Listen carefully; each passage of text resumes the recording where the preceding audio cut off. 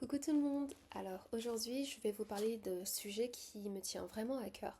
Et ce sujet c'est le maquillage pour les peaux grasses. Donc il faut savoir que moi-même j'ai la peau grasse. Je sais aussi ce que c'est d'avoir les pores dilatés. Bon, tout ce qui est hyperpigmentation, acné et tout, etc. Bon, c'est un autre sujet, mais vraiment ce qui est vraiment associé à la peau grasse souvent, ben, c'est le sébum et en général les pores dilatés. Donc la brillance, tout ça, je connais et je sais exactement ce que c'est. Et avec le temps, moi j'ai remarqué que ce qui marche vraiment pour moi, ce ne sont pas les fonds de teint, ni les textures crémeuses qu'on a tendance à nous vendre sur les réseaux sociaux. Quand je dis nous vendre, dans le sens où il y a beaucoup de communication, beaucoup de routines sont faites avec ces produits-là, mais c'est pas avec ça que ça fonctionne, que les choses vont pour le mieux pour moi. C'est vraiment quand je me concentre sur les poudres. Donc moi j'ai testé toutes les tendances sous le soleil. Faut vous dire que je sais ce que c'est utiliser un fond de teint liquide. Je sais aussi comment travailler des crèmes teintées pour certains cas. Je sais aussi ce que c'est, les bases lumineuses, etc. Tout ce qu'on nous a dit. Et là, je vous parle vraiment de ces produits qui ont été formulés et marketés. Donc le marketing et la communication ont été targetés, spécialement formulés pour les peaux grasses. En fait, il faut vraiment vous dire que de base, si on comprend très bien que quelqu'un qui n'a aucun mal à garder sa peau hydratée, parce que sachez que les peaux grasses peuvent être grasses mais pas forcément hydratées. Donc la mienne est bien hydratée et en plus de ça, bon, le sébum coule à flot, d'accord? Il n'y a pas de souci. Mais il faut savoir qu'il y a quand même sur le marché des fonds de teint liquides, des crèmes teintées, des bases lumineuses spécialement formulées pour les peaux grasses. Là, il y a déjà un problème. Mais honnêtement, non mais sincèrement, posons-nous la question. Rien ne contrôle mieux le sébum, rien ne garde la peau rien ne garde la peau plus mate, plus longtemps, rien ne laisse un fini plus naturel que les produits secs, en fait. Logiquement. Ça, je l'ai compris à l'âge de 14 ans. À 13 ans, par hasard, dans une bibliothèque, donc quand je vivais encore à Londres, bah voilà, il y avait une section un peu beauté, santé, et il y avait un peu le guide de maquillage pour les peaux noires. C'était vraiment fait pour les adolescents, voilà, et j'étais fascinée, j'ai appris toutes les bases dessus. Toutes les bases du maquillage, je les ai apprises avant même d'avoir acheté mon premier fond de teint. Et bon, ça c'était beaucoup plus tard, j'ai commencé à maquiller beaucoup plus tard, mais j'avais déjà une sorte de curiosité et je voulais voir comment ça fonctionnait. Et on m'avait tout de suite compris, on avait tout de suite associé peau grasse, voilà, produit poudré, sec. Et il y avait une logique derrière. Les poudres, les poudres de finition, les fonds de teint en poudre, c'est ça qu'il nous faut. Par exemple, dans ma routine d'aujourd'hui, celle que... Alors, il faut savoir que j'ai porté ce que vous voyez sur ma tête toute la journée. J'ai fait exprès de ne pas me poudrer, ne pas faire de retouches pour que vous ayez vraiment le résultat de 9h30 de port. Là, c'est 9h30 de port et je peux vous assurer que ma peau n'a jamais été aussi mate à la fin de la journée. Et là, je vous parle de quelqu'un qui n'a fait aucune retouche. Je n'avais rien dans mon sac à part mon labello. Je n'avais rien dans mon sac à part mon labello. Et là, je peux vous assurer que je suis agréablement surprise que le seul niveau de brillance que vous voyez là soit à ce niveau-là. Vous avez vraiment un résultat réaliste. On parle de quelqu'un, moi, et admettons, mon maquillage est terminé à 8h, il faut savoir que à 10h, je dois faire une retouche. D'accord? Il faut vraiment vous dire que je fais partie de ces personnes qui, au bout de 6 heures de port, mon maquillage n'est plus sur ma tête. Et j'ai toutes les bases. Sachez que j'ai fait toutes les écoles. Je connais les routines les plus optimales pour faire en sorte de minimiser la brillance et que le maquillage tienne le plus longtemps possible. Mais quand vous avez un niveau de brillance, quand vous avez une peau réellement grasse comme la mienne, il faut savoir que toutes les techniques vont vous aider à pouvoir maintenir votre maquillage plus longtemps. Mais vous n'êtes pas là pour avoir un sans faute. Vous ne pouvez pas vous attendre à ce que voilà, un produit tienne aussi longtemps qu'une personne avec la peau sèche par exemple. Ça va pas être le cas. Et ça, je l'ai accepté. Je l'ai vraiment accepté. Et c'est pas un problème. C'est juste qu'aujourd'hui, je suis rentrée. Il faut savoir qu'il y a. Je filme cette vidéo à la fin de la journée, il n'y a pas de souci. Mais quand je suis rentrée, après du coup 8 heures de port, ben, j'étais vraiment. 8 heures de port de ce teint, j'étais agréablement surprise. Je me suis dit, waouh, je m'attendais à pouvoir frire quelque chose avec ma tête. Mais là, non, c'était juste, voilà, comme si par exemple il était midi. En général, c'est ça. Là, vous avez la brillance de quelqu'un, comme moi, qui n'ait fait aucune retouche, aux alentours de 11 heures. Bon, je dis midi, c'est encore trop pour moi. Midi, c'est bon. C'est mon maquillage, je ne tiens plus.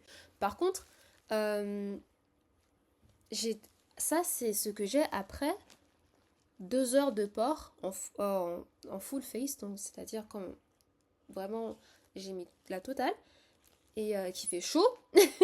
Voilà, vraiment, dites-vous un jour où vraiment le maquillage va être testé, la durée va être testée, etc. Mais en fait, ça, il faut savoir que ça, c'est la fin de la journée. Donc, je viens de gagner 5-6 heures de port. Et là, je me suis dit, attends une seconde. Là, je me suis dit que, ok, tout ce que j'ai utilisé aujourd'hui, je vais quand même vous le montrer. Je vais peut-être faire un tutoriel. C'est, j'ai utilisé ma base Poreless Primer de Benefit. Ça lisse les pores. Ça fait le boulot de mes pores qui sont assez larges. Ensuite, j'ai travaillé avec 2 teintes de poudre de finition. Donc des poudres qui sont là pour de base estomper la brillance, etc. Ce n'est pas du fond de teint, mais c'est principalement là pour faire en sorte de contrôler la brillance. Donc là, j'ai utilisé la teinte 8, numéro 8 et la teinte numéro 9 de Sephora. Il faut savoir que d'abord la numéro 9, j'ai commencé par elle, qui est légèrement plus chaude. En fait, c'est ma teinte. Voilà, ce n'est pas un fond de teint, ce n'est pas une poudre de finition qui est 6 fois plus noire que ma carnation. Non, en fait, j'ai tendance à jouer avec les sous-tons. Donc quand c'est un peu plus chaud, un peu plus rouge, j'utilise comme contour. Et quand c'est un peu plus, on va dire, or, neutre, j'utilise ça comme couleur de ton sur ton. Donc je joue avec ces deux-là. Ça m'a aidé pour le contour et sculpter mon visage. Et ça, c'était ma teinte exacte pour centrer mon visage. Donc dans la vraie vie, là, Plaçant, c'est une caméra de mon MacBook, donc du coup, c'est pas hyper précis. Mais il faut savoir que ça a super bien fonctionné, du coup, pour la journée. Et pour corriger les petites imperfections, ce que j'ai utilisé, c'est quelques points. Et là, je vous dis, c'est un miracle pour quelqu'un comme moi, qui ait l'habitude des full face, si j'ai un shooting, etc. J'ai utilisé juste une seule application de mon concealer, une seule, comme ça. Ça fait tout mon visage. Ça a sculpté l'arche de mes sourcils. 1, 2, 3, tac, tac, fini. J'ai estompé avec mon Beauty Blender, donc mon éponge. C'est tout. Ça a fait le taf. Ça a vraiment fait ce qu'il fallait. Et là, pour ceux qui veulent savoir, c'est le Dior Backstage.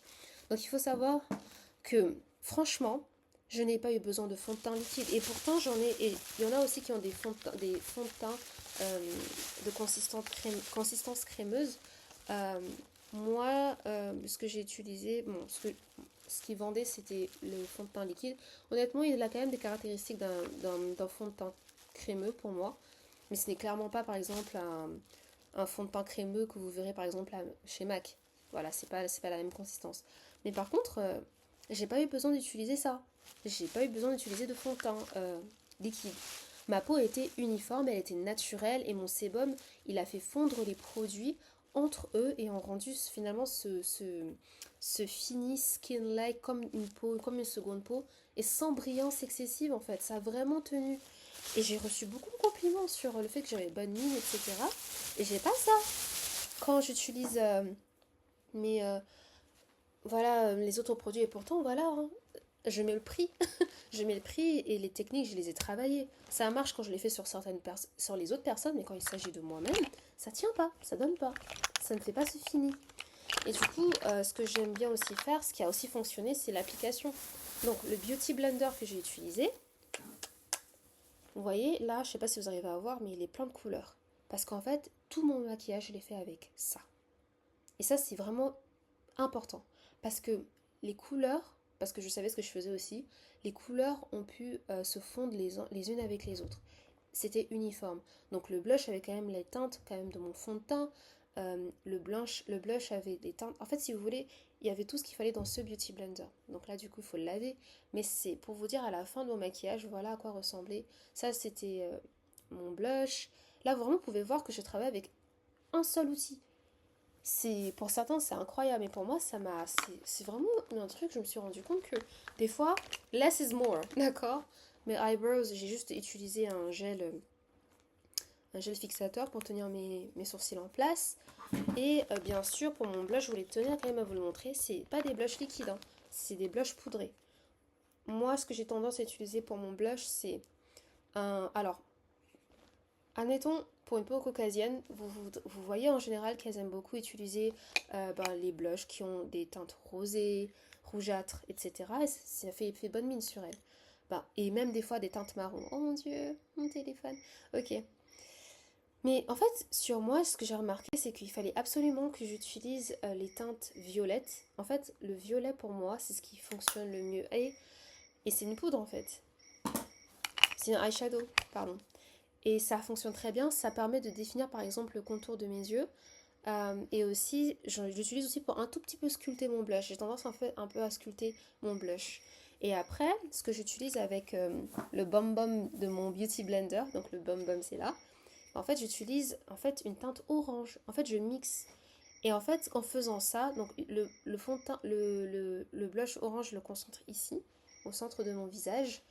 Et la partie violette, donc du coup le blush violet, ce que je fais, c'est que du coup, je l'utilise un peu pour un tout petit peu contourer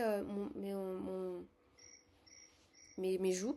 Et j'utilise du coup la pointe de ce Beauty Blender au niveau du coin de mes yeux. Et en fait, ça donne vraiment, ça définit. En fait, je joue avec l'ombre et la lumière. Mais, si vous remarquez bien, le seul produit non poudré que j'ai utilisé ici, c'est mon concealer. Le reste, c'est que des poudres. Et c'est ça qui a réussi. C'est ça qui a fait qu'à la fin, quand je sortais, je me suis vue vraiment à la fin de mon maquillage avec... voilà, même le setting spray, j'ai pas tendance à l'utiliser, mais j'aime bien pouvoir prendre ce raccourci-là pour que ça puisse fondre un peu plus rapidement. Et j'utilise... Ah, il est là-bas. Mais le setting spray de Charlotte Tilbury, mais celui qui est un peu mist. Pas celui qui matifie énormément. Je l'ai parce qu'il fallait que je le termine, mais ça aide parce que j'ai utilisé tellement de produits matifiants que des fois c'est bien de pouvoir finir ça avec un produit comme un peu hydratant. C'est pas mal. Moi, la dernière fois que j'avais essayé de finir avec un spray matifiant, j'avais l'impression de m'être asséché la peau. De m'avoir asséché la peau. Et c'était pas le résultat que je recherchais.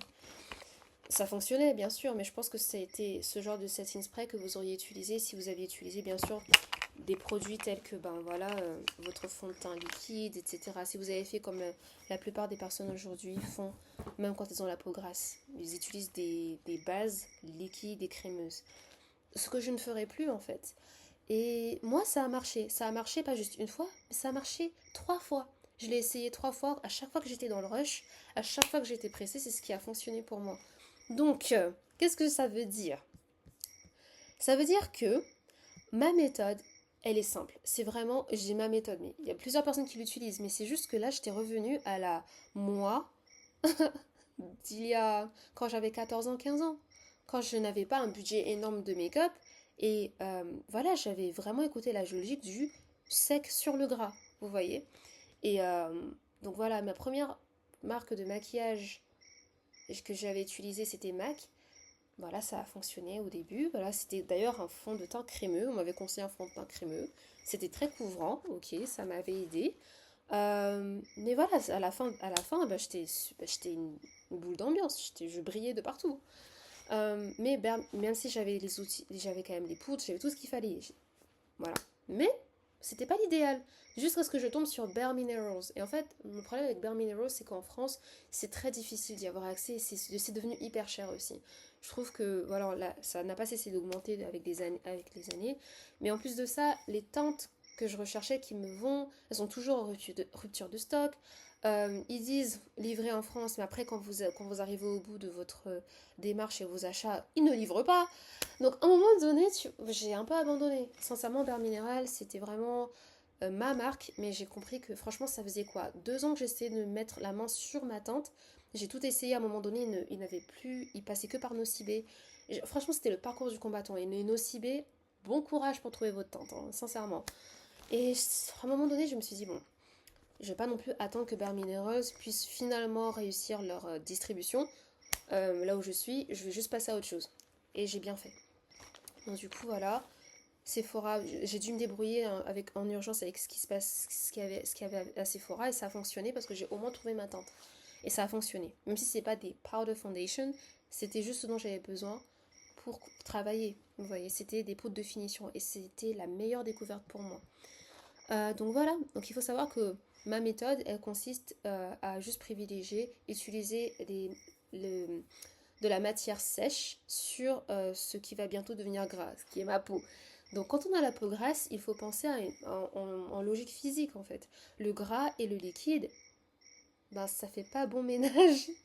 Donc appliquer une base liquide sur une peau déjà qui va avoir des tendances huileuses, ben, c'est ajouter une couche qui ne se fixe pas naturellement en fait. Alors que les poudres, il faut savoir que les poudres, elles absorbent le sébum, surtout quand elles sont formulées, surtout les poudres de finition, quand elles sont formulées pour atténuer cela. Donc vous voyez, pour absorber cela. Donc c'est encore mieux pour vous. Donc c'est clair qu'en termes de couvrance, on n'est pas là pour ça. Euh, c'est pour ça que les fonds de teint en poudre, c'est ce qu'il vous faut.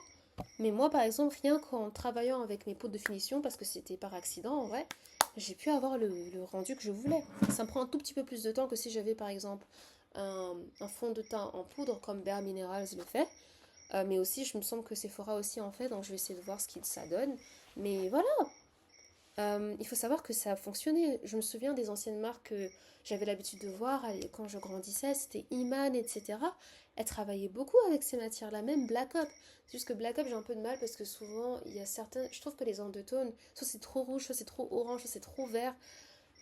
J'ai pas réussi à trouver ce qu'il me fallait chez Black Up, honnêtement. Quand on a la peau. Alors, moi, j'ai une sous-teinte neutre à tendance or, un peu chaude, golden. Donc moi, il faut vraiment que je travaille pour trouver ce qu'il faut. Donc c'est vrai que les marques comme Black Ops n'ont pas réussi à me complémenter. Mais voilà, mais pour les autres carnations et pour les... Franchement, je trouve qu'ils ont bien géré, mais pour moi, qui est, voilà, un équilibre un peu... Il faut que je trouve mon équilibre, c'est pas chez Black Ops que je vais trouver. Iman, il me semble que oui. Quand j'explorais un peu le maquillage, etc., pour la première fois, j'étais tombée sur les premières sorties d'Iman, ceux qui fabriquaient encore, et je trouvais que c'était superbe, vraiment. Donc voilà, les poudres, elles absorbent le sébum. Elles sont là pour ça. Elles se fixent mieux et deviennent de plus en plus naturelles avec le temps. Donc au fil de la journée, grâce à notre huile cutanée, notre sébum, bah, les choses vont ensemble, vous voyez. Donc c'est pour ça que les peaux grasses, moi je trouvais les années 80-90, en fait elles étaient souvent sublimées avec des routines poudrées. Et ça marchait en fait. Donc je me suis dit, ok, en fait, pourquoi est-ce que je me suis laissée matrixer en fait? J'ai commencé avec les bonnes bases. Pourquoi est-ce qu'au fil des années, au fil des ans, je me suis laissée emporter par cette vague du crémeux, du liquide, etc. Pourquoi est-ce que l'industrie a basculé vers les textures liquides et pourquoi est-ce qu'ils poussent ça vers nous comme ça? Parce que, à la limite, si c'était pour les peaux sèches, les peaux combinaisons normales, ok. Mais faut savoir qu'il y a des fois des campagnes qui sont faites pour dire que oui, ça c'est bien pour les peaux grasses. Vous voyez? Et je me suis dit, attends, ça c'est la vraie question. Pourquoi est-ce qu'ils continuent à pousser? Bah, c'est parce qu'il y a plusieurs raisons à cela. C'est à la fois économique, technique et marketing. Moi, je me suis posée, je me suis mis, mets-toi à la place d'une marque. Mets-toi à la place de ce secteur qui veulent juste faire du chiffre. En fait, le marketing de la peau parfaite et lumineuse, c'est sur ça qu'ils vont capitaliser. Depuis les années 2000, les marques ont beaucoup misé sur le rendu glowy, skin-like, dewy. Et en fait, ça, c'est un esthétique qui est très photogénique en vrai. Et c'est surtout avec les caméras HD et les réseaux sociaux que cela a vraiment explosé. Mais cette tendance vient souvent d'une... Ben, elle est vraiment sublimée sur des peaux sèches ou normales. mais pas sur des peaux grasses en fait. Ça, c'est surtout sur ça. Le marketing de la peau parfaite et lumineuse, elle est souvent faite sur une peau qui n'est pas hyper grasse. Les modèles vont souvent avoir, voilà, une base soit sèche, soit combinaison. On va pas aller sur quelqu'un qui va être comme moi. Dans 2 heures, je vais vous donner un petit challenge, vous voyez. Moi, c'est un peu ça. Donc, il faut vous comprendre que la plupart des choses et des pubs, des routines que vous voyez en ligne sont, voilà, en général, les peaux qui sont privilégiées pour ce genre de démonstration ne sont pas hyper huileuses non plus. Et si elles sont catégorisées comme grasses, elles ne sont pas non plus dans l'extrême, comme la plupart d'entre nous, les peaux grasses extrêmes. Donc la rentabilité, donc ça c'est ça, le marketing de la peau parfaite et lumineuse, ça, de base, ce n'était pas sur une base qui vous concernait. La deuxième raison était pour laquelle voilà, l'industrie continue à pousser finalement ces textures liquides, etc. et crémeuses, c'est parce que deuxièmement, il y avait une sorte de rentabilité là-dessus pour les textures liquides. Il faut savoir qu'un fond de teint liquide, ça pousse à acheter plus de produits en fait pour nous. Bon, il y a la base, ça, vous ne pouvez pas y échapper. Il y a le fixateur, bon, on ne peut pas y échapper non plus. Il y a la poudre libre, ok. Mais c'est ça déjà, la poudre libre. Parce qu'il faut savoir une chose. Moi, quand j'ai utilisé mes poudres, je n'ai pas ressenti le besoin d'encore mettre une autre poudre fixatrice. C'était le cas. C'est déjà le cas. Ma poudre et mon fixateur. Donc un produit en moins. Et en plus, j'en utilise moins que si j'utilisais des produits liquides. J'utilise moins de produits, j'en gaspille moins. Parce que oui, les produits liquides, ça s'absorbe plus vite dans les pinceaux. Au niveau des pinceaux, ça s'absorbe. Beauty Blender, ça s'absorbe. Mais tout ce qui est poudré, c'est un peu plus difficile de s'accrocher. Vous avez plus de produits plus longtemps, donc vous en achetez moins. C'est normal. Et le spray fixant en fonction de, voilà, vous en achetez même si vous avez des poudres, il n'y a pas de sujet. Mais voilà, parfois moi-même, avec les fonds de teint liquides, ou des fois les fonds de teint crémeux, etc. pour, comment on appelle ça, peau grasse, ben, je ne sortais jamais sans mes petits papiers matifiants, vous voyez. Là, je ne ressens absolument pas le besoin. Je devrais, en vrai, pour finir, mais je ne ressens pas un besoin majeur avec ma nouvelle routine, vous voyez, ou ma première routine, en soit je reviens aux bases. En gros, les textures liquides, en général, nécessitent plus de couches ou plus de produits, donc c'est plus d'argent pour les marques en fait. Et là, je vous parle des peaux extrêmement grasses. Pour maintenir la base qu'on a déjà construite, il faut qu'on dépense plus de... La technique est là, oui, ça va aider, mais si vous comparez, vous utilisez plus de produits pour maintenir finalement cette base-là, matifiée. Et un fond de teint en poudre qui est très bien formulé, de votre carnation, avec vos sous-teintes. Vous pouvez travailler avec une ou deux poudres, mais en général, elles se suffisent à elles-mêmes, vous voyez. Bien sûr, vous avez préparé votre peau, votre soin de la peau, votre routine de soins cutanés, et là, votre skincare, et voilà, vous avez fait tout ce qu'il fallait au niveau de votre skincare, vous vous hydratez, vous faites tout ce que vous avez à faire. Votre base, voilà, vous prenez une base qui vous correspond. Bien sûr, les bases eau valent avec les... Voilà, là je vous parle dans tous les détails. Vous choisissez la bonne base pour vous, mais en tous les cas, une fois que votre base elle est faite, faites en sorte de vous rendre service, prenez un fond de teint qui fonctionne, qui soit formulé pour votre type de peau. Vous voyez? Bon. Donc voilà, la rentabilité sur les textures liquides, c'est bien pour les marques, mais pas pour vous. Et la troisième raison pour laquelle l'industrie a beaucoup basculé sur les textures liquides, c'est aussi parce qu'il y a eu une évolution des outils et de la mise en pratique qui a été mise en avant par les réseaux sociaux. Et oui, en fait les liquides, c'est très instagrammable, c'est agréable, c'est très satisfaisant. Vous voyez, quand vous voyez cette personne appliquer, faire certains swatchs, c'est super agréable à regarder en fait. Et en fait, ça se blende joliment avec les ponces, ça donne cet effet crème fondue à la caméra. Il y a vraiment ce parfait effet d'avant-après, vous voyez. Et les marques, elles savent que visuellement, ça fait vendre. Même les créateurs de contenu avec ça, elles savent que ça fait vendre. C'est satisfaisant aussi. Donc, c'est le cas, en ligne. Mais dans la vraie vie, surtout pour les peaux grasses, en fait, ça demande trop d'entretien. C'est ce que je vous disais tout à l'heure. Trop de retouches. Donc voilà. Au moins, on s'est posé cette question, je me suis posé cette question et je me suis dit, bah, c'est tout à fait normal qu'ils poussent ces genres de produits-là. Mais du coup, pour nous, retour aux poudres, pour nous, notre approche logique et minimaliste, d'accord? Moi, ce que je défends aujourd'hui, c'est un retour à la simplicité intelligente pour nous toutes, all les skin girls, Ok? Il faut un bon primer, deux teintes de poudre adaptées. Voilà, on est des êtres humains, on a voilà, des dimensions.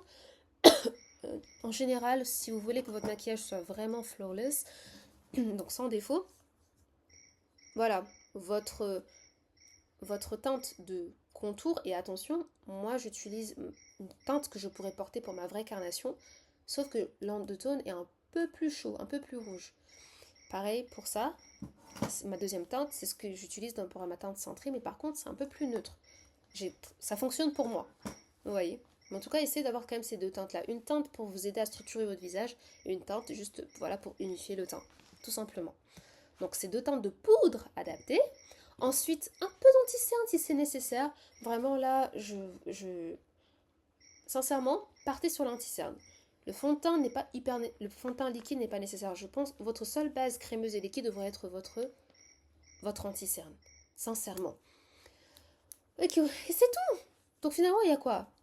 Un, deux, pour votre teint, hein, bien sûr. Vous pouvez commencer avec déjà trois choses. Primer, poudre, concealer. Et bien sûr, comme je vous ai dit, pour la poudre, essayez d'utiliser, si possible, une poudre contouring, donc qui structure votre visage, définit votre visage, une poudre matifiante. Voilà. Donc trois produits. Et ça fonctionne. Et ça dure très longtemps. D'accord? C'est économique, c'est efficace et c'est surtout respectueux de la nature. C'est respectueux de la nature de notre peau à nous. Et avec cette technique actuelle, les poudres sont de plus en plus fines aujourd'hui. Elles sont plus floutantes, elles sont plus performantes aussi. Donc on peut obtenir ces rendus dignes des liquides sans les inconvénients qui viennent avec, vous voyez. Donc voilà, c'était un peu une vidéo. Je sais pas si c'était un rant ou voilà, je voulais juste faire cette vidéo parce que je dis que bon, ça suffit. Il faut revenir aux bases. Et je tiens à aider une autre fille dans le même cas que moi qui s'est laissée endormir un peu pendant un moment. Autre fille ou d'autres garçons, peu importe qui essaie de l'appliquer, qui vous êtes aujourd'hui. Si vous êtes là en train d'essayer de vous donner une bonne mine, travaillez pour votre peau, d'accord? Donc, la conclusion de tout ça, c'est vraiment le fait de vraiment comprendre que si vous avez une peau grasse aujourd'hui, n'ayez pas peur de revenir aux poudres, même si vous ne voyez pas de tonnes d'exemples en ligne à ce sujet. Revenez à ce qui fonctionne pour vous. Ça se trouve, moi je dis ça, mais pour vous, ça peut être complètement ok. Le fond de teint que vous utilisez actuellement, rien à dire pour vous. Tant mieux pour vous. Continuez avec cette routine-là. Mais suivez plutôt ce qui fonctionne pour vous et pas ce qui vous est vendu comme étant tendance. Et il faut savoir aussi que la beauté, c'est une question de compréhension de soi-même. D'accord? Encore mieux au niveau du maquillage, si vous êtes là en train de pouvoir comprendre ce qui vous va le mieux en termes de make-up, le mieux c'est de comprendre comment votre peau fonctionne. Pas juste suivre ce que vous voyez sur TikTok, Instagram, peu importe. YouTube, moi j'ai grandi avec YouTube, donc la plupart du temps j'ai appris à me maquiller avec YouTube. Donc voilà, c'est ce que je voulais vous partager aujourd'hui. Et la seule chose que je peux à la limite vous poser comme question à vous tous, c'est vraiment, est-ce que vous-même vous avez remarqué la différence entre les poudres et les liquides sur votre propre peau? Et voilà, n'hésitez pas à me le dire en commentaire, votre petite expérience, au petit retour, quelle texture marche le mieux pour vous.